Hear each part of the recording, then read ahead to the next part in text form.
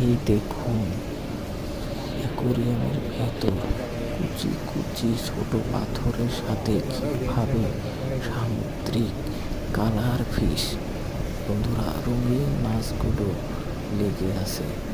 এই মাছগুলো অ্যাকোরিয়ামের জন্য খুবই উপযোগী। যে কেউ অ্যাকোরিয়ামে এই মাছগুলি পুষতে পারে। এরা সহজে মরে না।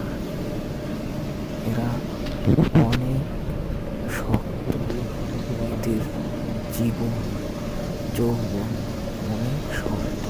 আবদ্ধ অবস্থায় খুব কম অক্সিজেনেও এরা বেঁচে থাকে। এই যে পাঙ্গাস বেচারি গেল, দেখুন কত ছোট পাঙ্গাস। এখানে এই তো আরেকটি মাছ আসছে, এটিও সামুদ্রিক।